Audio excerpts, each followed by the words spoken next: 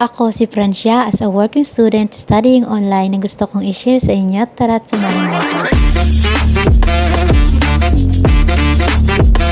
So today kakagising ko nga lang sa mga oras na to.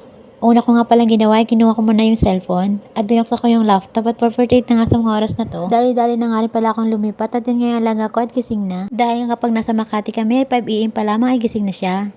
Dahil nga maaga yung pasok ng mommy niya kaya nagising rin siya ng maaga. Pagkatapos nga maglaro ng alaga ko sa labas ay pinakain ko na siya. Breakfast pa nga lang pala sa mga oras na yan. At yan nga pinapakain ko siya habang nagsusulat. Kinuha ko na nga rin pala yung mga hugasan dahil nga tulog pa yung alaga ko kaya hinugasan ko nga muna. 2 tumbler nga pala yung hinugasan ko dahil yan yung nagamit niya today at yan nga tapos ko na siyang hugasan. Kaya ang next kong gagawin dyan ay aayusin ko yung mga kama. Mga kama, isa lang naman yung kama. Pinagpagan ko nga lang pala muna yan bago ko ibalik yung mga unan at tinupi ko na nga rin pala yung kumot at binalik ko na yung mga unan. Habang nanonood nga yung alaga ko ay naririnig ko na yung boses na gusto niya na nga lumipat dito dahil nga hindi pa naman ako tapos maglinis dyan.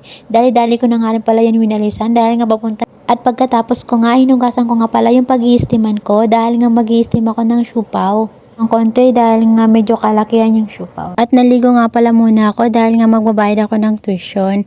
At pagbukas ko nga hindi ko pa siya mababayaran dahil nga gamit ko pala yung cellphone. At pagkatapos ko nga nagsuklay na ako dahil di pa ako tapos sa mga oras na yan. Kaya babalik pa ako sa alaga ko. So yan lang guys. Bye bye!